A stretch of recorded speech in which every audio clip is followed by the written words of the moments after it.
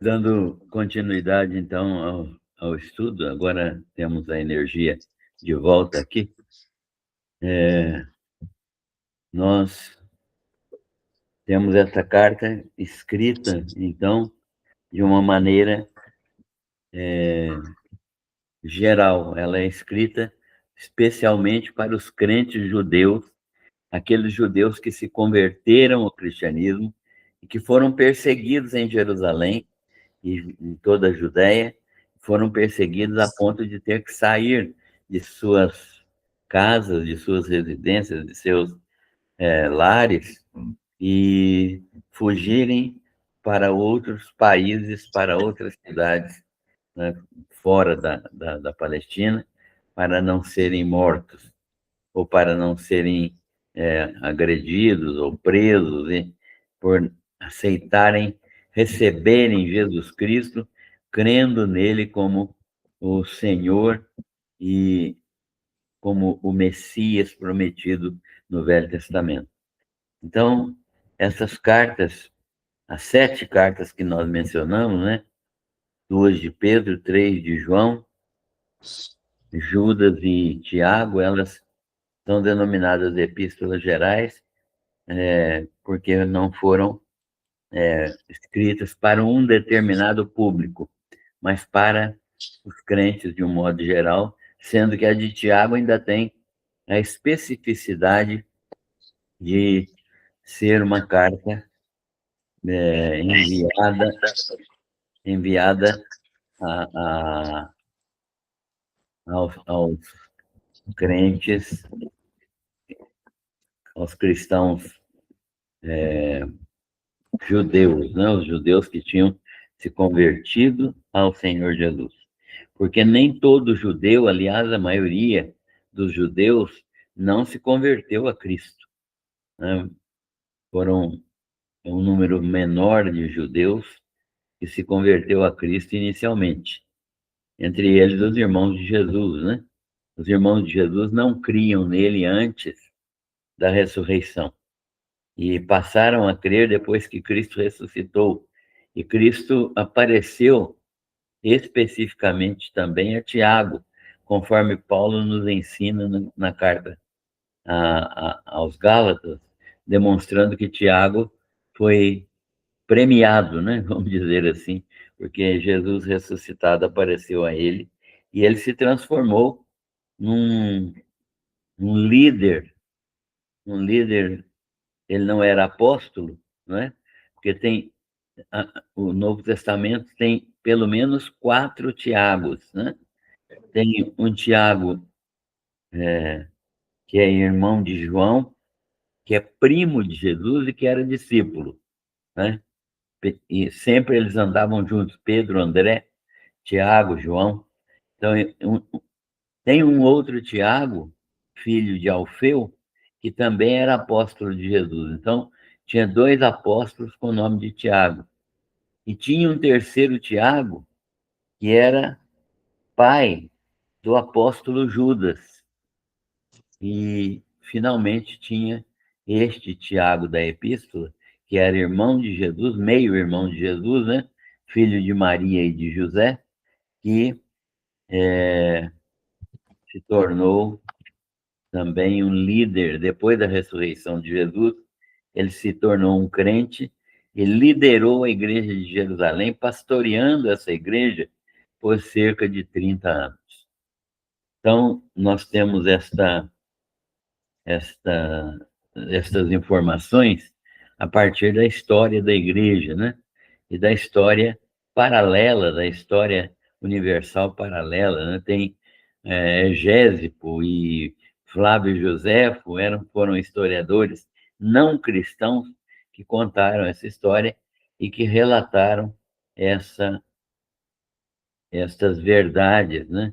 E depois o próprio Eusébio, um cristão no século III, também relatou essas verdades baseadas nas tradições da igreja primitiva. Tiago, então, é uma carta que é dirigida aos crentes que foram convertidos do judaísmo e que estavam dispersos, né, por vários países ou localidades. Isso é conhecido como diáspora. Diáspora. Testemunho. Testemunho de João, o testemunho, melhor dizendo, o testemunho da tradição da igreja primitiva e dos pais da igreja, aquelas pessoas que foram alcançadas pelos apóstolos, né? Os pais da igreja, todas as vezes que a gente ouvir essa expressão, os pais da igreja, nós vamos entender que são os primeiros crentes que foram líderes depois dos apóstolos, foram evangelizados pelos apóstolos e se tornaram líderes depois da morte dos apóstolos. São chamados pais da igreja, porque eles deram continuidade à obra apostólica. E nós temos o testemunho dessa tradição da igreja primitiva e dos pais da igreja que afirmam certamente que Tiago é o meio-irmão de Jesus Cristo, filho de José e de Maria. E aqui nós já temos que pensar um pouco, porque no romanismo, Maria permaneceu virgem e foi para o céu virgem, né? E ela morreu, mas foi pessoalmente, fisicamente, né, corporalmente para o céu. Esse é um dogma da Igreja Católica que foi estabelecido por um Papa em 1950. Então, ela é colocada como alguém que está no céu corporalmente. A Bíblia nos diz que a única pessoa que está no céu corporalmente é o Senhor Jesus Cristo. Todos os outros crentes de todas as épocas estão no céu espiritualmente. Só as almas deles é que estão no céu.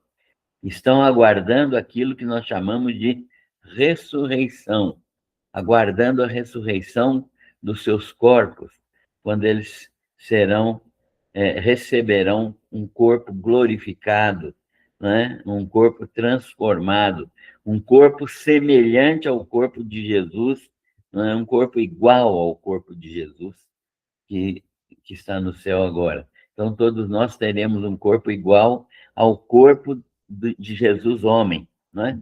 Nós nunca seremos deuses, como algumas heresias ensinam. Nós sempre seremos seres humanos, assim como Jesus também terá o seu corpo humano permanentemente. Embora ele seja o Verbo encarnado, ele vai ter um corpo, ele tem um corpo e o terá para sempre. Então, nós também teremos um corpo semelhante ao de Jesus, embora não sejamos eternos, né? Eterno é Jesus, é Deus, né? Mas nós temos o início e Deus vai nos dar perpetuidade, né? Nós teremos existência perpétua, existência permanente, nunca mais morreremos, mas essa perpetuidade, essa imortalidade que Paulo prega aos Coríntios, dizendo, né? E quando isso que é corruptível, falando do nosso corpo, se converter em incorruptibilidade, e isto que é mortal, falando do nosso corpo também, se tornar imortal, se revestir de imortalidade, então a morte terá sido tragada e terá sido destruída. Então, nós não podemos fugir do que a Bíblia ensina, né? E nós sabemos que no romanismo a tradição e aquilo que é falado nos concílios, mesmo que contraria a palavra de Deus, tem força de Bíblia, tem força de palavra de Deus. E nós não podemos aceitar isso, porque é palavra de homens falíveis e podem estar errando como erraram em muitas coisas, né?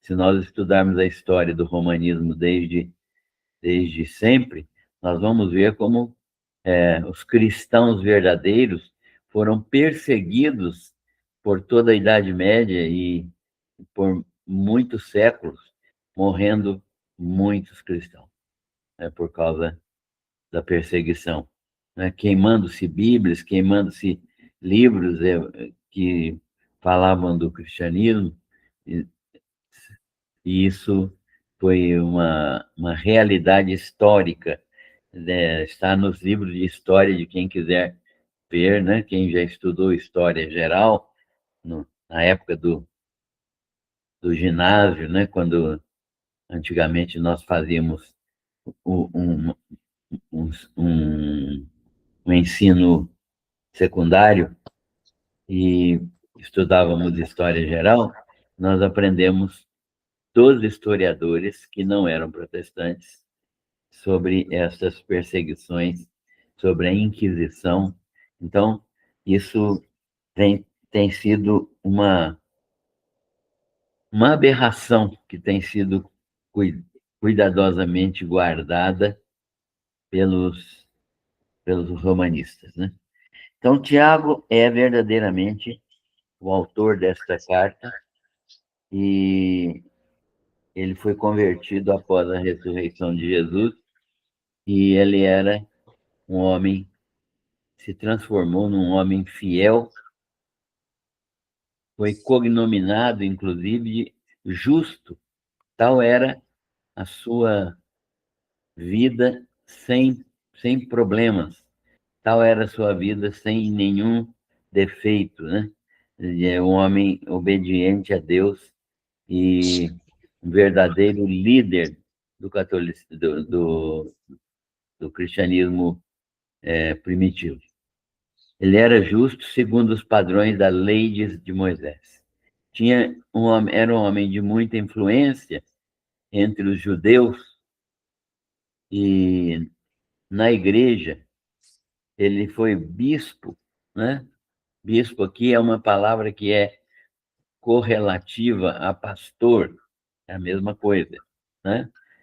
O bispo aqui é um superintendente, é um pastor que, que rege a igreja e tem outros pastores para ajudá-lo.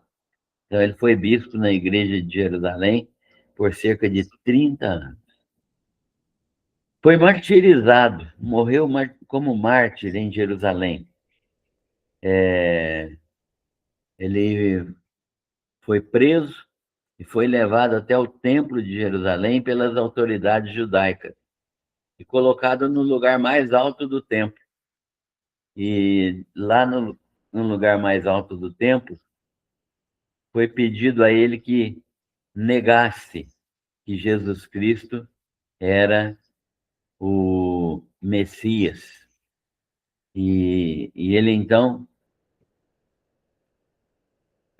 lá do lugar mais alto do templo, gritou que Jesus Cristo era o Messias, o Filho de Deus, o Salvador. E eles o jogaram lá de cima, né? E ele, caindo, foi apedrejado até próximo da morte. Como a morte demorasse um pouco, eles começaram a atacá-lo com uma massa. Massa é um instrumento semelhante a um pedaço de pau, cuja ponta é mais larga, e eles atacavam ele com aquela massa na cabeça, até que ele morreu. Então, ele morreu martirizado em Jerusalém pelos próprios religiosos judeus. E foi bispo da igreja de Jerusalém nesse período, martirizado em Jerusalém, né? Então, ele sofreu até a morte em consequência de servir fielmente ao Senhor Jesus Cristo. A carta dele se ocupa da parte prática da vida cristã. O que Tiago nos ensina na sua carta, e nós vamos ver durante o estudo, é a parte prática da vida cristã.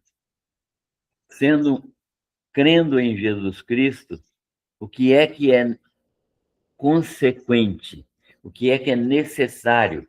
Qual a consequência imediata de crer em Jesus Cristo?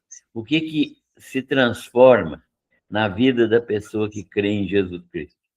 Isso é que a carta de Tiago nos ensina. Ele nos ensina que o cristianismo não é teórico, não é? É você crer naquilo que é ensinado, mas não mudar de atitudes, né? Então, o cristianismo não é teórico. Você encher a sua cabeça de doutrina, mas não mudar nada na sua vida, na sua prática de vida. Então, o cristianismo tem como escopo, como objetivo, fazer a vida da pessoa se transformar. A doutrina cristã é vida. Jesus Cristo disse que vinha para dar vida e vida abundante. E, por meio da sua palavra, ele nos transforma para que nós possamos frutificar. E ele disse, né, no capítulo 15 do Evangelho de João, que nós, estando ligados a ele, a videira verdadeira, nós devemos frutificar, porque a vara que não frutifica é cortada e lançada fora.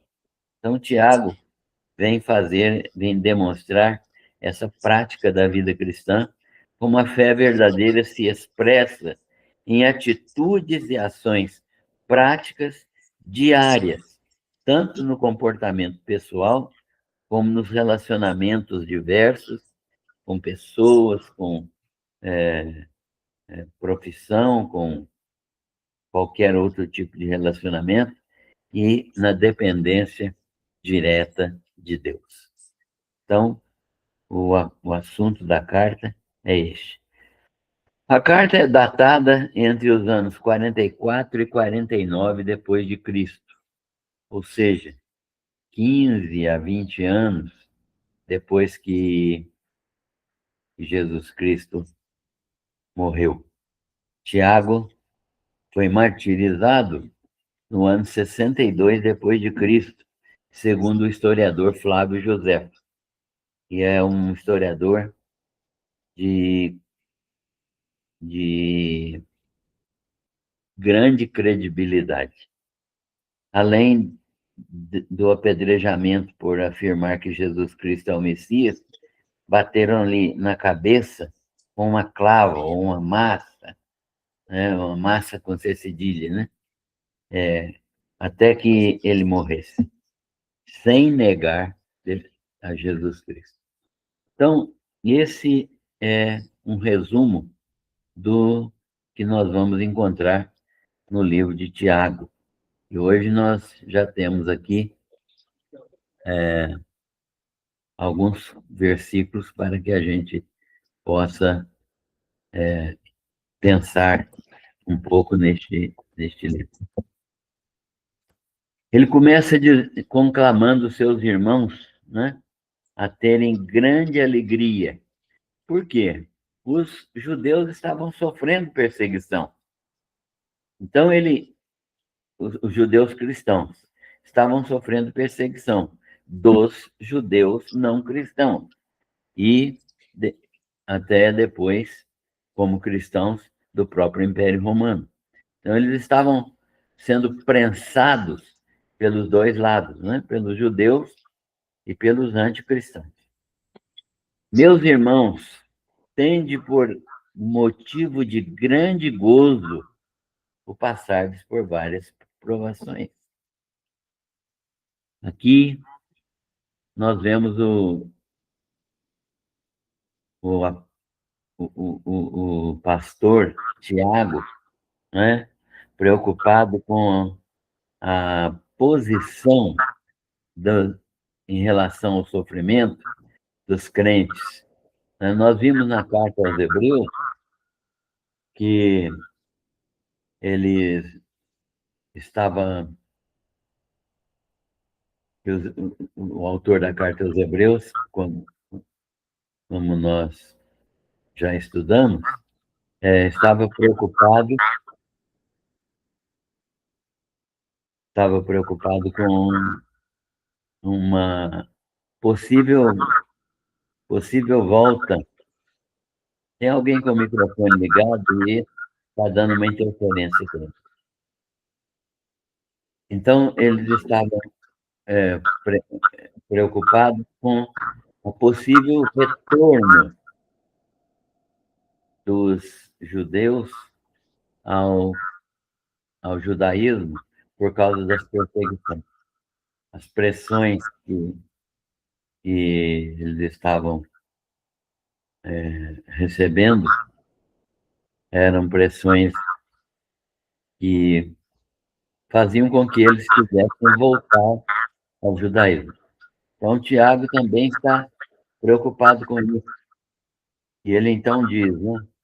Meus irmãos, tende por motivo de grande gozo passar por várias provações, sabendo que a aprovação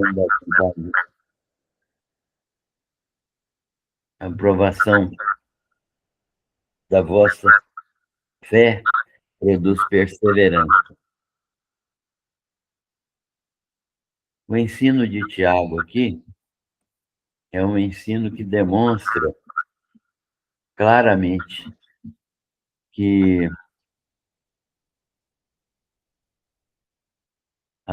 as provações vão existir na vida cristã. Não é possível viver a vida cristã sem provações. As provações vêm. As provações são circunstâncias externas, as quais nós temos que enfrentar. E nós precisamos de ter consciência clara daquilo que nós podemos enfrentar como provações, as provações que são naturais da nossa vida, não, vêm de acordo com as situações em que nós nos posicionamos, né? Então, Tiago está dizendo, meus irmãos, tende por motivo de grande gozo passares por várias provações. Por que ter alegria, gozo, ao passar por provações? Por quê? Porque as provações não nos levam ao amadurecimento. Quando nós passamos pelas provações e somos vitoriosos, quando nós entendemos que as provações vêm para que nós possamos ser provados na nossa fé, quando nós entendemos que Deus está conosco nas provações e que elas não vêm sem um objetivo, né? Conforme nós já estudamos no livro de Hebreus, as provações são usadas por Deus para nos disciplinar. Então, quando isso acontece, nós temos que nos alegrar por passar vitoriosos por essas provações. Por quê? Sabendo que quando nós passamos por essas provações, aprovados, né? Passamos vitoriosos por essas provações, a nossa fé é aprovada. Nossa fé é aprovada, ela é vitoriosa, ela é uma fé produtiva, que produz a perseverança, né? Então, todas as vezes que nós passamos por provações, nós somos aprovados. A nossa fé cresce e nós desenvolvemos o nosso caráter cristão. E a perseverança que nós, que nos é acrescentada quando passamos por provações, é uma perseverança que opera a, o aperfeiçoamento nosso. Então, a perseverança nas provações ajuda-nos a sermos aperfeiçoados e completos, né? Deus vai operando na nossa vida e vai nos aperfeiçoando diante dele para que sejamos verdadeiramente completos e para que sejamos verdadeiramente amadurecidos, né? Cristãos amadurecidos, que suportam as provações e crescem com as provações. Tiago, então, está ensinando o povo a ser grato a Deus, né? Por isso o apóstolo Paulo ensina também: em tudo dai graças, porque esta é a vontade de Deus em Cristo Jesus para convosco. Porque eles estão ensinando esta verdade em razão de saber que é nas dificuldades que a nossa fé é provada e aprovada, né? A nossa fé é provada e aprovada. Então, nós precisamos aprender com as provações, porque elas nos ensinam a viver de maneira mais agradável a Deus e mais vitoriosos na nossa fé. Sabendo que essa provação da nossa fé produz essa perseverança. O crente que persevera é aquele crente que não cai por qualquer motivo, né? Que não se desespera por qualquer motivo, que não se afasta da igreja